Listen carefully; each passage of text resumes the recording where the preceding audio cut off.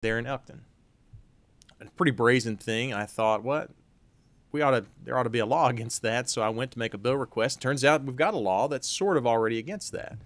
And what you have here is a version of that that's gone through a couple of changes to address some concerns of the recyclers in the state.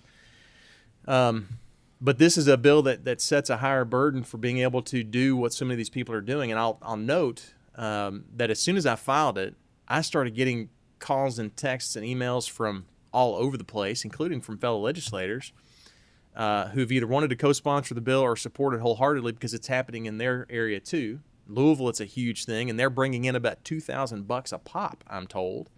Just yesterday, Pastor Edward Palmer, who these committee members, most of you will know, texted me yesterday, and his church van had it cut out, and he texted me that because he knew I had this bill. So that's happened, and he's in the Hardin County area. So I present the bill and the sub to you and ask for your support, and happy to answer any questions about it if you've got any. Senator Berg. I know we're not allowed to make comments, but this is actually a comment. I don't know if you're aware, but palladium, which is a key component to these catalytic converters, comes from Russia. So the Didn't cost, know that. yes. So the cost on the black market of these is going to just continue to Thank you for increase that. at this point. So this is extremely timely and fully in support. Thank you. I'll entertain a motion if there are no questions. Motion from Senator Wheeler. Is there a second from Senator Berg on the sub? Right. All those in favor of adopting the sub, please vote by saying aye. Aye. Any opposed? The sub is adopted. Anybody else have any other? Yes, sir. Senator Schickel. Thank you, Mr. Chairman. It's a very timely topic. I, too, have received a lot of questions and information about this topic and have had some unfortunate experiences also. What about, though, another flip side to this is you have an old junker car with a couple 100,000 miles on it, and the catalytic converter goes out, and you want to repair it, put in a new, replace the catalytic converter legally, not go steal one, but go purchase one. If you go purchase a new one, you're talking big bucks.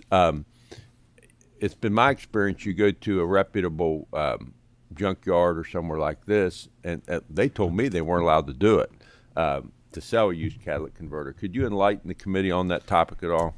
So I'm not aware of a prohibition on selling them, but this does require this, and the sub in particular requires they're going to have a receipt for the replacement catalytic converter. You've got to have title to that vehicle or some other proof of ownership of that vehicle.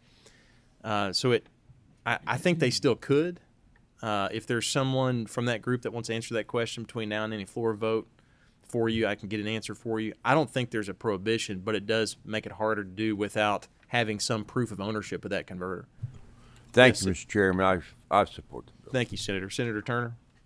Thank you, Mr. Chairman. The question, I guess, is directed to you. I'm for this 100%. The only question I've got, you going to mind if it gets amended to go up above a Class B misdemeanor? I've had them stole from me. Right. And I want to amend that because if it's $1,000, that's over $1,000, that's a felony. And I've been furious at them for stolen. Now, I did get the junkyards by saying I'm going to civilly sue you to make everybody do what you're putting in this bill, sign something whenever they got it, and they take a picture of their driver's license so that you could trace down those that were stealing them. And they went from that junkyard, though, to ones out of town. So it's been I appreciate that question. I considered that. So if you'll look on page 6 and 7, I actually do bump the penalties up. And there are two in particular. One is for the failure on the junkyard or the scrapyard to keep the records they're supposed to keep. And I bump it up from the $100 fine, which is, I think, a nominal, useless penalty, to a B misdemeanor, which is not insignificant. And for the same act, down below in section 3 at the middle of page 7 there, the very last bit that's new, unlawful acts relating to the purchase or disposition of metals is a Class B misdemeanor, again, bumping it up from a $100 fine. I think this is separate and apart from the offense of the theft itself, which without question is already a felony. And if you can charge someone, if you've got the evidence to take that case, a prosecutor would be silly not to do that. So I'm not going to oppose that, okay. But That's all I need to hear. Thank you, sir. you can't. Well, I know on a Thank B, you, it's Mr. Chairman. yes, sir. Is there another question? Not a year. On a B misdemeanor, it's 90 days, isn't it? Yeah. Or a $250 fine, or both, or $500 fine. I can't remember. All right. I won't fuss at you. All right. Seeing no further questions, all those in favor, we need a motion on the bill in a second. Motion. Thank you from Senator West. Second from Senator Schickel. Madam Secretary, please call the roll. Senator Berg. Aye. Senator Carroll. Aye. Senator Kerr. Senator Neal. Senator Schickel.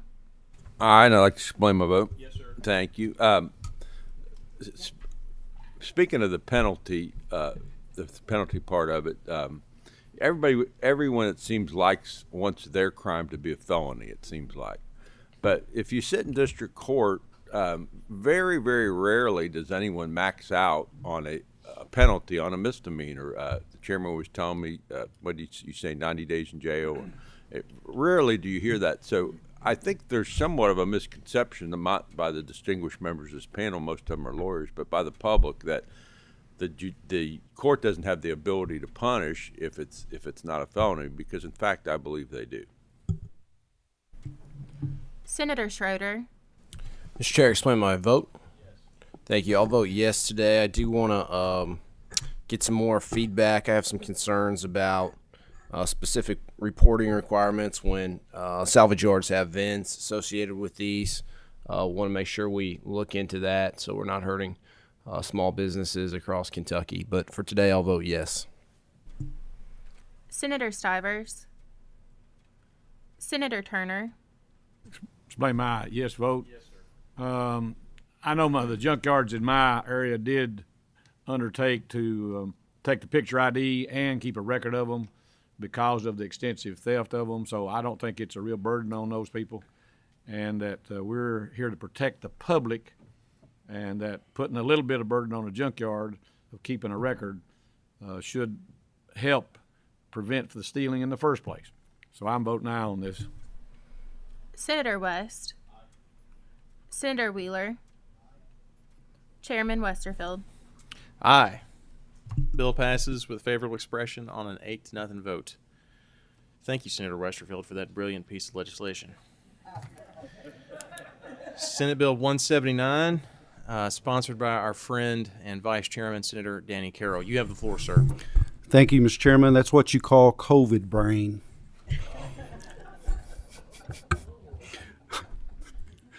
I'm hearing some gas here behind me. And with that, Senate Bill 191 by Senator Alvarado. Come on up.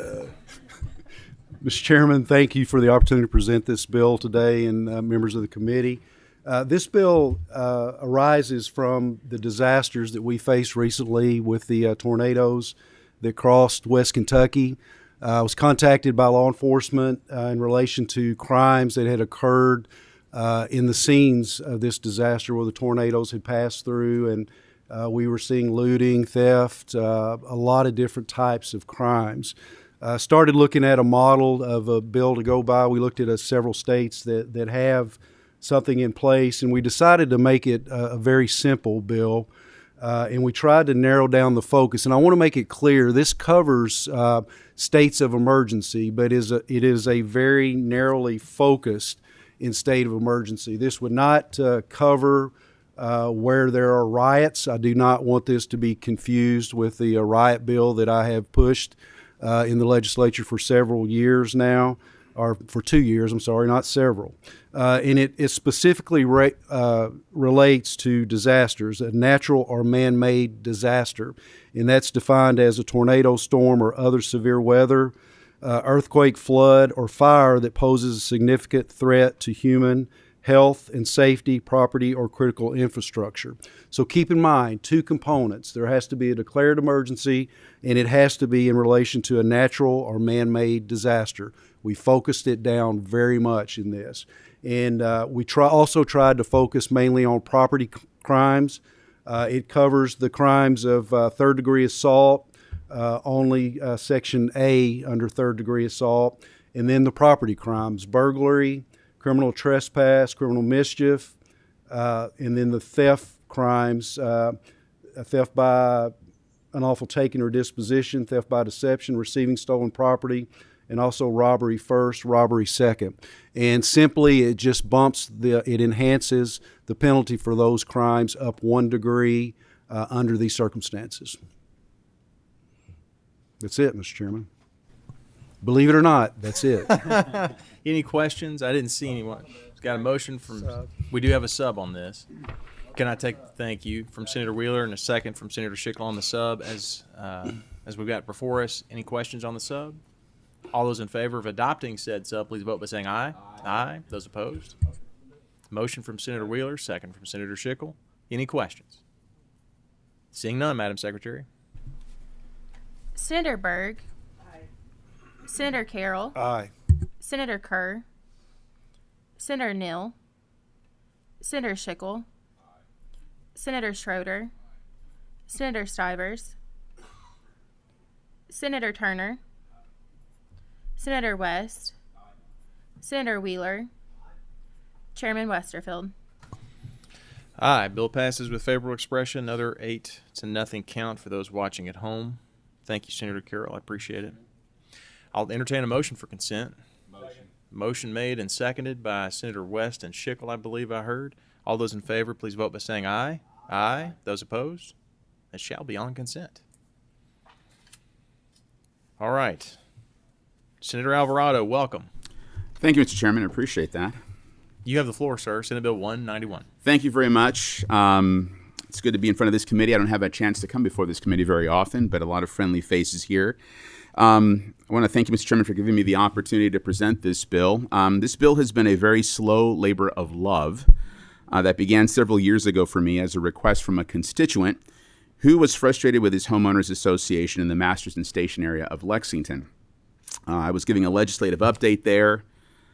He approached me afterwards and said that he had requested a lot of financial documents and claimed that the HOA was unwilling to provide them.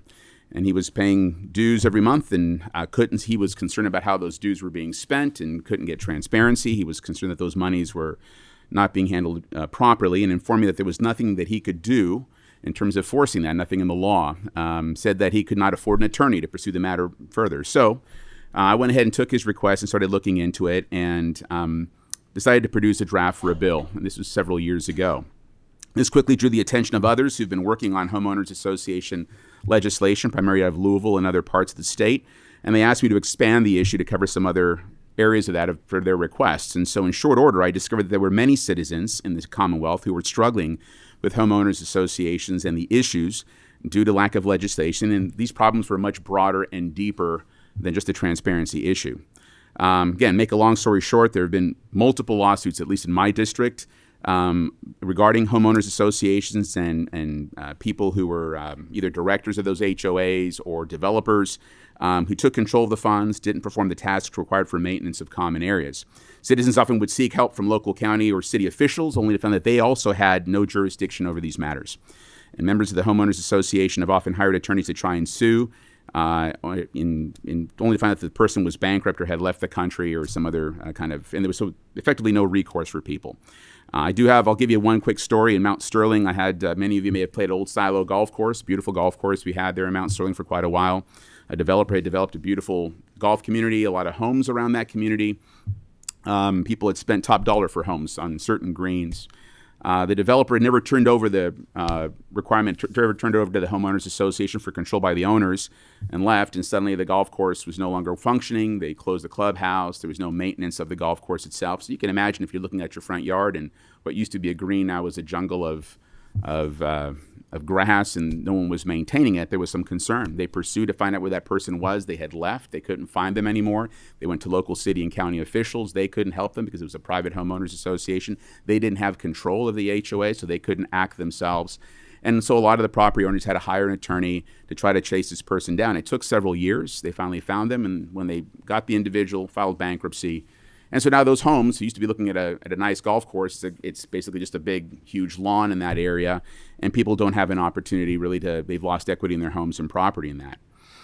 Over the years, I've produced a big bill. It was a 42-page bill, I think, that we had filed a couple of years ago with a lot of things we wanted to get into the law to help protect a lot of these individuals, whether they were purchasing property for the first time, to make sure that they knew what was going on. And when we filed that bill, it drew a lot of the concern from our Home Builders Association, from some of our realtors with concerns about more paperwork at closings, and the bankers got involved as well. And I had countless meetings, Mr. Chairman, you know, you've been part of those meetings, countless meetings by Zoom, in person, to discuss concerns, ask for red line additions of that bill, and there were multiple edits that were done, multiple drafts, but in the end, always to the same ends, that they were opposed to anything being put into the law. This past year, I had some of their lobbyists approach me and say, we're going to try to put together a bill for you, Senator, that will hopefully address your concerns that we can live with. And so what you have before you is effectively the language of that. It went from a 42-page bill down to about an 11-page document. When I have three small changes in this bill that I'll explain to you as I explain the bill going through it, but this effectively establishes a skeleton in our law system for what the requirements are for a lot of homeowners associations. A lot of people will develop one, or a developer will issue one. They'll often handwrite the issues and file it with the plat instead of an official document for the rules of what HOAs are. So I'll go through this very briefly, Mr. Chairman, if you allow me. Section 1 is effectively definitions, and you can see those there. Section 2 is basically saying that all homeowners associations are subject to this law. Section 3 is that homeowners associations are responsible for reasonable maintenance and repair of common areas, and that owners are responsible for their lots. Each is responsible for their own damage. Section 4 is requirements for a homeowners association board, which is to effectively adopt a budget, collect assessments from members, keep the records, and produce a financial statement. Section 5 is that owners can examine the books, records, and the minutes of a homeowners association with reasonable notice. Limitations to that examination are in subsection 2 of Section 5, and then subsection 3 has to do with prospective purchasers and their agents and what they may see from an HOA prior to a contract for sale. And subsection 4 relates to inspection and copies of an HOA's documents, whether it be electronic or through paper. Section 6 is a homeowners association fee for each owner is equal unless allocated in the declaration and shall be assessed at least annually. Section 7 is if a homeowners association ceases to govern or goes defunct, which is a lot of the problems we have in our state. It establishes how the homeowners association can be revived by owners in the homeowners association.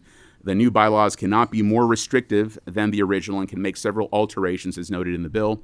It also establishes the rules for the organizing committee, notification to current owners, and requires 2/3 of the owners must agree in writing or by vote to revive it. Section 8, if a homeowners association fails to maintain infrastructure, common area, watershed, stormwater detention or retention, then a municipal authority can petition the circuit court for an appointment of a receiver to manage the affairs of a homeowners association. This is a section that has been desired by the Kentucky League of Cities for quite some time, and they're here available if anybody has any questions regarding that section. Section 9 has to do with common areas of an HOA that are taken or damaged under the power of eminent domain and where those funds would go. And then Section 10 has to permit political signs 30 days prior to an election and until 7 days after. That was requested by a particular Senate member. There were 3 changes that I mentioned in this bill from the original that was provided to me by some of the folks who may come here to oppose this bill today. One of them was on page 4, which would be Section 4, subsection 3. There was a section there that says for financial documents, it says that that every year, 180 days after the end of the fiscal year, annually on a date as provided in the declaration or bylaws, that the HOA with total annual revenues of greater than, it used to say $1 million. I don't know of too many HOAs that have annual revenues of $1 million or more. This brings it down to 100,000, which still probably would exclude a lot of the smaller homeowners associations that are out there, but that they have to provide a financial statement of cash, receipts, and disbursements that discloses all the sources of income and expenses by account and classification. That's part of the request of that constituent I had years ago. The second change that I made was also a request. It was on page 8 of the bill,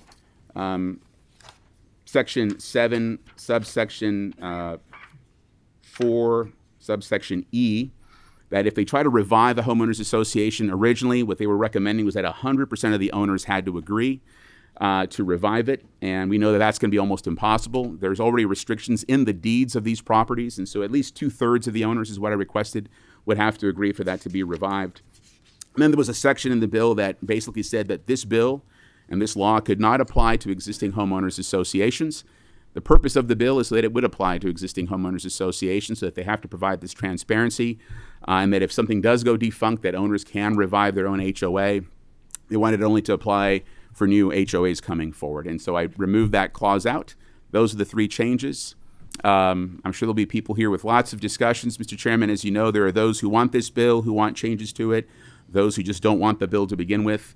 I think it's just a matter of public protection for a lot of folks and consumers out there who find themselves in homeowners associations that are suddenly defunct, developers who are not maintaining the property, they have no control over it. This at least just puts on a fundamental base of protection for people of what needs to be in the law. Thank you. You're right, and we're going to hear from them now, and then I'm going to give you the opportunity to be the last thought on it. You can respond. So far, I don't have any questions yet. I'm sure that'll change. I'm going to have the folks, John Cooper from Kentucky Bankers Association, and Elizabeth Delahanty with Kentucky Realtors, and Anita Sanford with the Kentucky Home Builders Association. You all can come on up. I've just said who you are, but you might introduce yourselves, and then you have the floor. Mr. Chairman, members of the committee, thank you for the opportunity to present before you today. I'm John Cooper with the Kentucky Bankers Association. I'll let each one that's with me introduce themselves. I'm Anita Sanford with the Home Builders Association of Kentucky. And I'm Ann Elizabeth Delahanty, representing Kentucky Realtors. Thank you for giving us the opportunity this morning to speak about our concerns about Senate Bill 191. The concerns that I'm making this morning are on behalf of the three groups represented at the table. First of all, I want to say that we appreciate all of the work Senator Alvarado has put into this bill and his willingness to work with us on our concerns regarding earlier versions of the bill. And without minimizing the compromises that have been made, we still have a few concerns that we believe are reasonable and absolutely necessary. These were generally sent in our draft back to Senator Alvarado. Each of the changes, and there are three, that I will address are reflective of the differences between smaller, usually older HOAs, and more expansive, usually newer HOAs. When people think of HOAs, they think of governing entities that take responsibility for security gates, landscaping, streetlights, community centers, swimming pools, and the like. But there are many much smaller HOAs that are forgotten and could be potentially bankrupted by the bill. The fees of these HOAs may only be $100 per household per year, and the HOA's only responsibility is limited to maintaining a gazebo in the center of the development or mowing and landscaping the entrance to the neighborhood. While these are two extreme examples, we would like to offer a compromise that begins coverage somewhere in between. Towards that goal of continued compromise, we would like to offer the following changes. First, the bill as written applies to all HOAs, regardless of when they were created. We propose that the bill apply only to HOAs created after the passage of the bill, with the exceptions of Section 8 and 10. Section 8, as Senator Alvarado mentioned, provides for the local governments be allowed a method for ensuring that the HOA is properly maintaining common areas. Section 10 of the bill provides for the right of residents to express their freedom of speech through political signs on their property. If the bill passes as written, smaller HOAs may not have the funds to comply with the more complex and sometimes excessive oversight provisions of this type of bill, leaving the leaders with the difficult choice: provide the services required by the governing documents or spend money attempting to comply with these new laws. Second, the bill as written uses HOA revenue in the amount of $100,000 as a trigger for requirement of financial statements found in Section 4, Paragraph 3. That amount is much too low, and we propose a trigger of $400,000. After speaking with builders and developers who are active in planned community business, we have found that the average revenue for new community HOAs is approximately $400,000. A more reasonable trigger of $400,000 makes sense because the term financial statement is a term of art in the financial community. It is more than just a list of the amounts received and spent. It is a document prepared by a professional to show the various types of expenditures as recognized by established accounting standards. It is unnecessarily complex for smaller HOAs. We would suggest $400,000 as a fair trigger, and the financial report requirement that any HOA below that be considered exempt. This would protect the smallest HOAs from unnecessary third-party expenses that are unrelated to the services they are required to provide to the homeowners. And finally, Section 7, Paragraph 4, Sub E requires 2/3 of the voting requirement to revive an HOA that has been previously terminated in part or in whole. I want to reemphasize that. This is to revive an HOA that has been previously terminated in whole or in part. We propose to make that standard 100% of those voting, which is different than what we originally proposed. We would propose to protect standard of 100% of those originally voting makes more sense. This provision means that a portion or the entire community may have voted to end the HOA. Then, unbeknown to new purchasers who might purchase this later on, they may not know of this vote. Any voting to cancel the existing HOA. So if they vote to cancel, they could reinstate it after disbanding it by passage of only 2/3 of the homeowners. In this case, of the new homeowners, they may have specifically purchased the home because it is in a planned community, but it's without an HOA, and then it is thrust upon them. 100% of those voting allows those who have a strong opinion on a matter that is already resolved to be heard. And finally, we urge each of you to remember that the vast majority, if not all, the HOAs are registered nonprofits. Nonprofits are already mandated to follow a number of laws and regulations which can be enforced if they are not complied with. We urge you to pass a new law that is carefully thought out without unintended consequences and burdens. Thank you very much, and we are happy to answer any of your questions.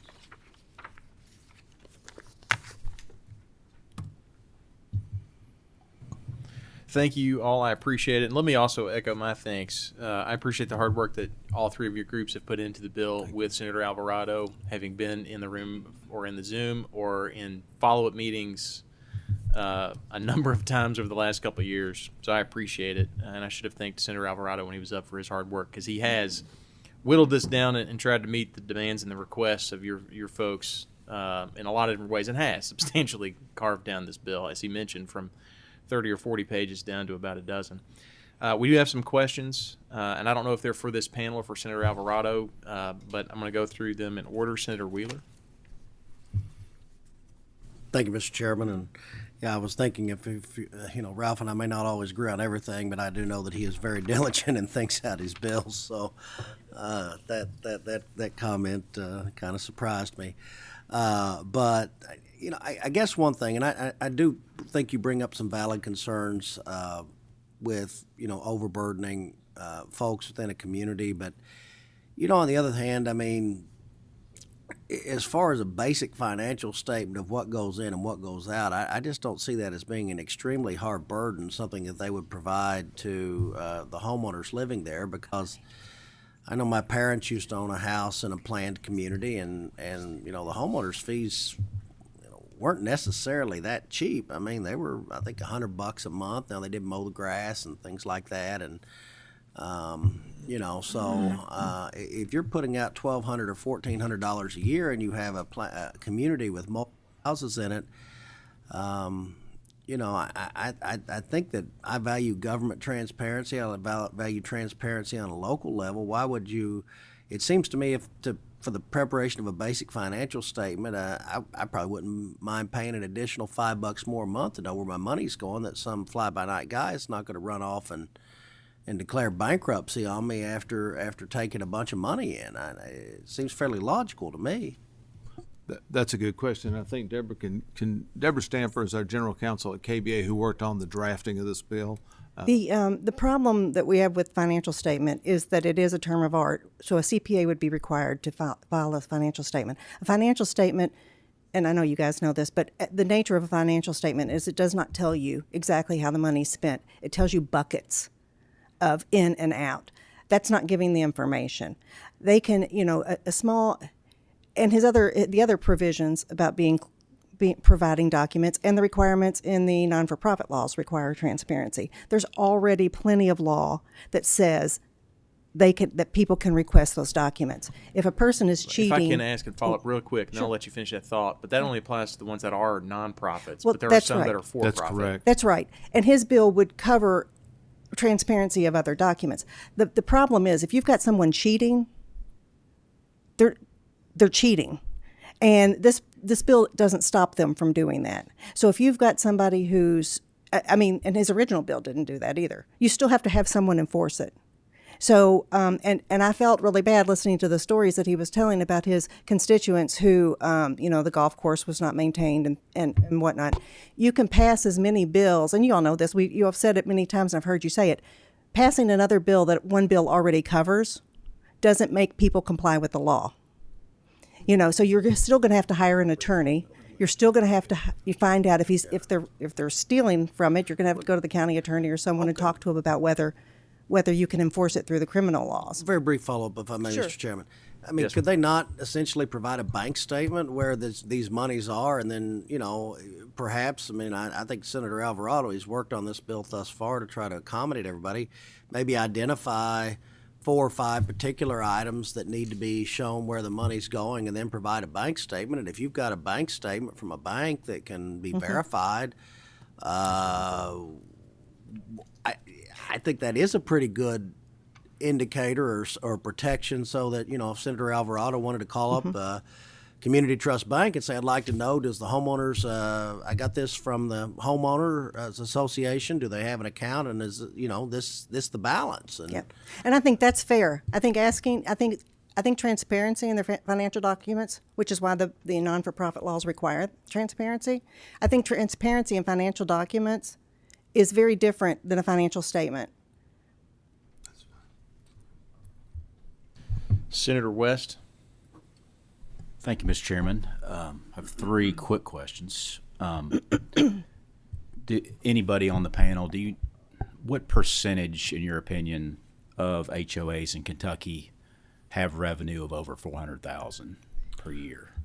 We did some research and some checking. Most of the newer HOAs would have budgets in that range. I checked my own HOA, and the budget is over 400,000, but 400,000 would catch it. It's 100 units, basically, and we think that a lot of these that are very small HOAs, Senator West, and this is true, they really mow the front and landscape the front entrance, and that's pretty much all they do. And so does the bill say budget of $400,000 or revenue of $400,000? I think it's annual revenue. Annual revenue. Annual. So we're not talking about a budget. We're talking about revenue. Yeah. So my question was, in your opinion, most of the new HOAs have annual revenue of over $400,000? Bob Weiss spoke to several of the builders who focus on that type of construction, and they said the average is 400,000 or higher. Okay.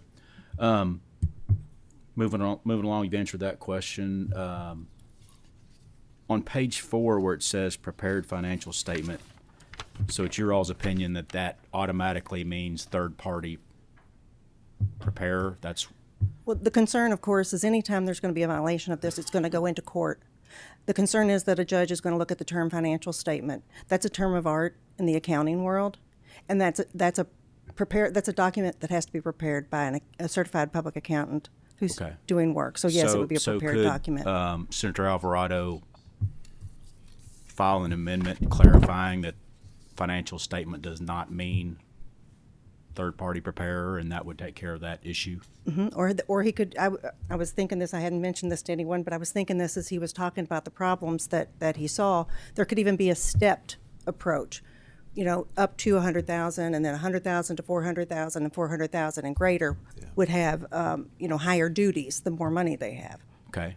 My final question is, you all mentioned that it's comprehensive and excessive oversight provisions. What provisions are you saying are I think, excessive? Senator West, what we were saying, what we meant to say was that for a smaller association that had virtually no staff and that had a very small budget, that they may be excessive for them to be able to operate, and that they may have to choose between using their reserves and revenues to try to comply with the new law or going back to what their incorporating documents were, which is what they basically, when you have your incorporating, as you know much better than I do, when you have your incorporating articles of incorporation, it basically states the duties of the HOA at that time. So as I read the bill, the oversight provisions that I see, if we were to change that on page 4, that it doesn't have to be a third-party preparer of the financial statement. They could do a QuickBooks financial statement. If we change it to that, the way I read the bill is the excessive oversight provisions would be the HOA would need to provide a financial statement And if anybody in the community asks for copies of those financial statements, make them available. I don't see how that's excessive at all. Is there something I'm missing here? There's also the concern that a legitimate HOA, and when we give our comments, that's what we're talking about. Because again, if somebody is cheating, then someone's going to have to look for a way to enforce it. This is not going to change it. So we're talking about a legitimate HOA. If an existing HOA is complying with the nonprofit laws, and they've had people give them advice in the past, and they've got everything in line, now they've got to have someone come. I mean, bills are not the easiest thing to read if you're not familiar with seeing those all the time. So they have to come and see if there's anything in here that's in conflict with what they're already doing and what they have to do. So it goes hand in hand. Gotcha. That's all I have. Thank you. Thank you. Thank you, Senator. Senator Berg. Thank you, Chairman. I keep hearing a number that confuses me. Twice or maybe 3 times now, I've heard that the average HOA has $400,000. So if we cut this off at $400,000, I mean, if that's correct, we're excluding half of the HOAs in the state at its face. I mean, if the average is 400,000, wouldn't we be looking for a number further out on the bell curve here? Well, and that's why I suggested perhaps we could do a stepped approach. As I was thinking about what he was saying, I suggested that perhaps we could do a stepped approach, that where there's a lesser burden up to 100,000, then there's a nominal burden between 100 and 400, and then there's a higher burden but over 400. And Senator, I get your point. It's just hard to cookie cutter these exactly because they're all so different. But I mean, to go with the average mathematically makes no sense. No, that's right, and that's why I was thinking about it as he was talking. I had not heard all of these stories before, and I think we could talk about. And that was the term Bob used. I'm not sure how he came up with average. We'd have to poll everybody to find that out. But I really think that having thought about it, a stepped approach makes more sense. Then you're not taking an average. Then you're saying these are responsible for this, these are responsible for this, and these guys have to actually have financial statements prepared by CPAs. And to your point, Go ahead. No, that's a promise. If you've got an HOA that has basically maybe $100,000 in total revenue that comes in, basically what they're doing some mowing and they're doing some landscaping, and that's about it. And so, those to file a complex financial statement when that's really all you're doing, and I'm not sure. So here's what we see is going to happen. When they do that, then the first thing they're going to do is say we've got to raise the dues. We're going to have to raise the dues from $100 a year to $175 a year, or whatever it is, and that could happen. I mean, it's just the reality of it. I mean, I'm not honestly sure how complex these financial statements need to be. I mean, I live in an older community. We voluntarily each pay $35 a year so that, somebody can pay the grass. And we get a financial statement, but it's basically, one piece of paper made on QuickBooks, and it suffices. That's a whole different story than these planned communities with $500,000 in their pocket and being unresponsive to homeowners. So I really did not understand that 400, and that was my question. Thank you. Thank you, Senator. I'll note before I call on Senator Turner for our last question that an earlier version of Senator Alvarado's bill did have a stepped approach and did have different tiers. And I don't recall maybe you were okay with that, and I'm just remembering wrong. I remember there being opposition to those tiers.